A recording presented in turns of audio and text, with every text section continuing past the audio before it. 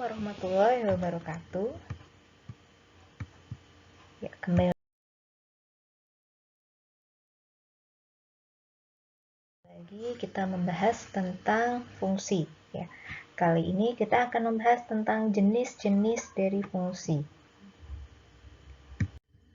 Ya, apa saja jenis-jenis fungsi itu?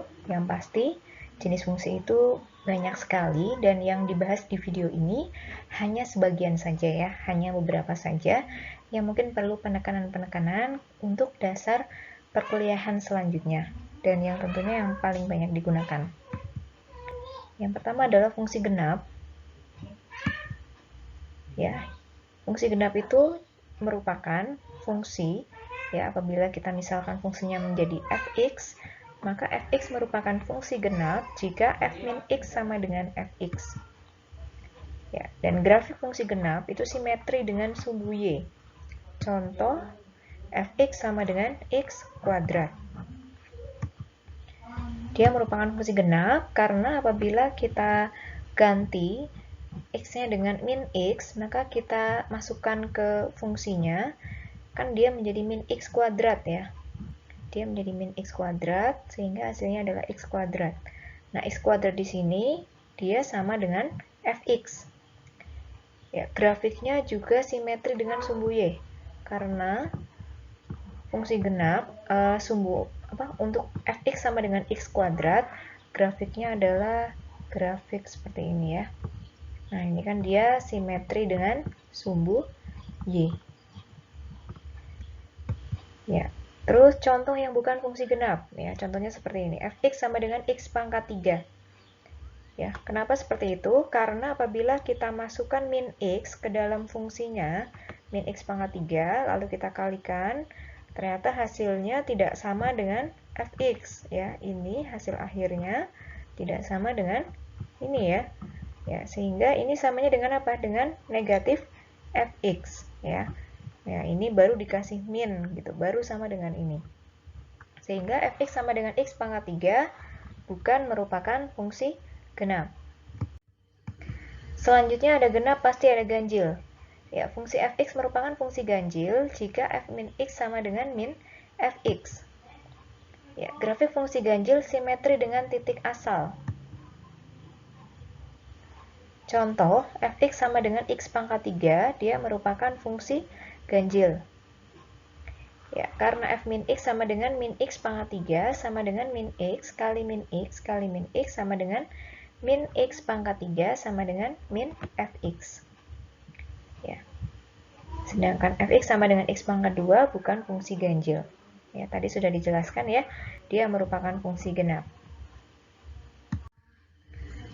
Kemudian, selidiki apakah fungsi yang diberikan merupakan fungsi genap, fungsi ganjil, atau bukan keduanya.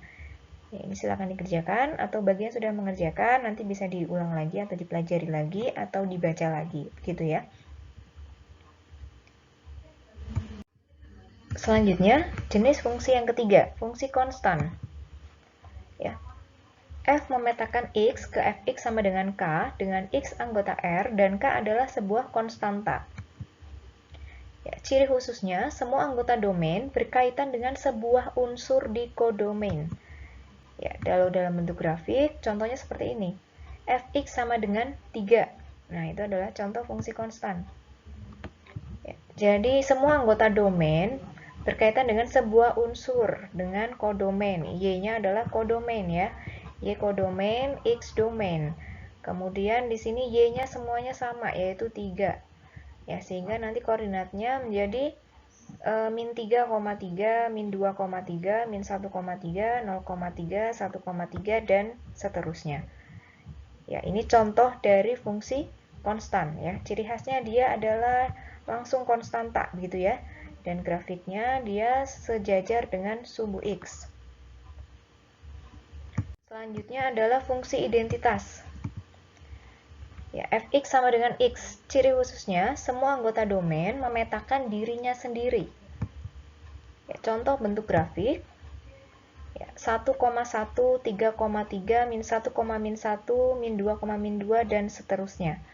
Ya, jadi memetakan dirinya sendiri ya. Atau seperti ini.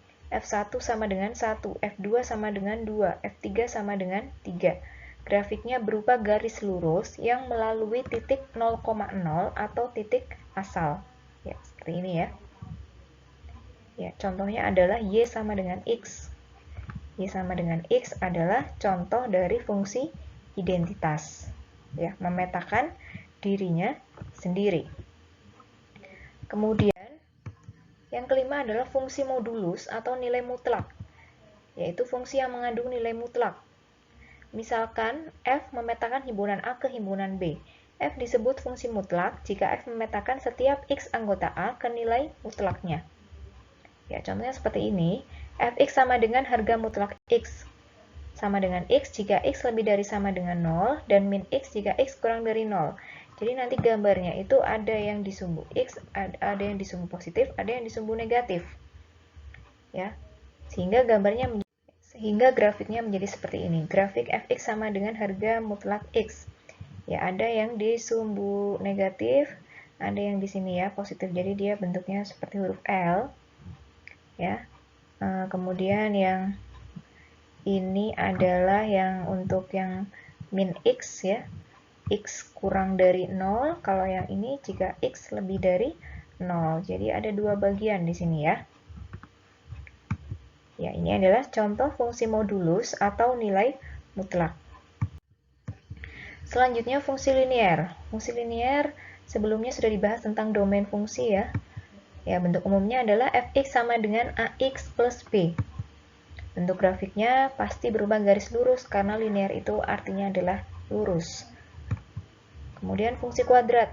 Ya, bentuk umum Y sama dengan Fx sama dengan Ax kuadrat plus Bx plus C dengan A tidak boleh sama dengan 0. Karena apabila A-nya 0, maka pangkat 2-nya akan menjadi 0 ya, sehingga dia bukan merupakan fungsi kuadrat, tapi dia merupakan fungsi linear. Dan masih banyak lagi fungsi-fungsi yang lain, ada fungsi logaritma, ada fungsi trigonometri, fungsi rasional, irasional, dan yang lainnya. Yang tentunya tidak bisa untuk dibahas di sini semua. Ya, grafik fungsi kuadrat dikenal sebagai parabola ya. Tinggalan ya. Oke. Ya, ini saya tekankan lebih ke fungsi linear dan kuadrat ya, karena yang banyak dipakai dan banyak dikeluarkan, serta menjadi dasar untuk materi selanjutnya. Oke, langkah-langkah menggambar grafik fungsi linear. Ini mungkin yang sudah pernah dipelajari dulu waktu sekolah ya. Oke, kita ulang lagi saja. Nomor 1, yang pertama, tentukan titik potong terhadap sumbu X. Dan yang kedua, tentukan titik potong terhadap sumbu Y. Lalu kita hubungkan titik-titiknya. Untuk menggambar grafik fungsi linear, kita cukup membutuhkan 2 titik. 2 titik saja sudah cukup ya.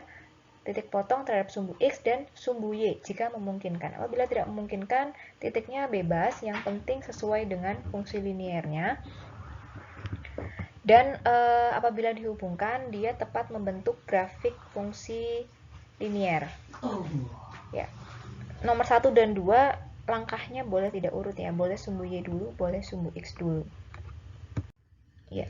Kemudian fungsi linear, bentuk bakunya Fx sama dengan Mx plus B dan dia punya gradien yaitu M, domain dan ranknya sama yaitu semua anggota himpunan bilangan real.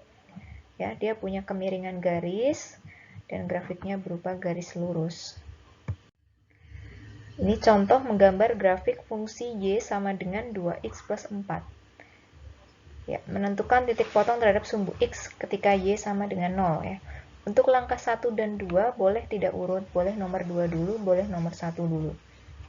Ya, berarti ketika Y-nya 0, maka 2x plus 4 sama dengan 0. Sehingga 2x sama dengan negatif 4, X sama dengan negatif 2. Sehingga titik potongnya min 2, 0. Kemudian menentukan titik potong terhadap sumbu Y ketika X-nya sama dengan 0. Untuk X sama dengan 0, maka tinggal kita masukkan X-nya ke fungsinya 2 kali 0 plus 4 sama dengan Y. Maka 0 plus 4 sama dengan Y, maka Y sama dengan 4 ya. Sehingga titik potongnya menjadi 0,4. 4. Ya, lalu kita hubungkan titik-titiknya di grafik koordinat kartesius. Ya, sehingga gambarnya menjadi seperti ini ya. Melalui min 2,0 dan 0,4. Ya, kemudian kita beri nama Y sama dengan 2X plus 4. Ya, kemudian latihan soal. Gambarlah grafik fungsi berikut. Nomor 1, Fx sama dengan negatif 3x plus 2. Yang kedua, Y sama dengan 2x plus 6. Ya, silahkan dikerjakan untuk latihan soal. Kemudian selanjutnya kita bahas tentang fungsi kuadrat. Ya, bentuk umum dari fungsi kuadrat adalah fx sama dengan ax kuadrat plus bx plus c dengan a tidak sama dengan 0. Ya. Gambarnya berupa parabola yang menghadap ke atas dan yang menghadap ke bawah. Selanjutnya, untuk yang menghadap ke atas, itu berlaku jika nilai a lebih dari 0 atau positif. Sebaliknya, yang menghadap ke bawah, berlaku jika a-nya kurang dari 0 atau bernilai negatif. Atau apabila kita ingin lebih mudah menghafalkan, ya, maka apabila A-nya positif, bentuk grafiknya adalah seperti orang tersenyum, positif tersenyum. Kemudian apabila A-nya negatif, maka bentuk grafiknya seperti orang sedih, ya, atau negatif sedih. Kemudian setiap grafik memiliki sumbu simetri atau garis yang membagi grafik menjadi dua bagian sama besar, yaitu yang kita sebut dengan sumbu simetri. Ya. Kemudian setelah itu, perpotongan sumbu simetri dengan grafik kita sebut dengan titik puncak atau titik minimum atau titik ekstrim atau titik balik. Ya. Kemudian apabila titiknya berada di bawah, kita sebut dengan titik minimum. Sebaliknya, apabila lokasinya letaknya di paling atas, maka kita sebut dengan titik maksimum. Ya, untuk titik puncak atau titik maksimum atau titik minimum dari fungsi kuadrat kita simbolkan dengan xp, yp ya. Ya, ini simbol dari titik puncak atau titik maksimum atau titik ekstrim atau titik balik ya.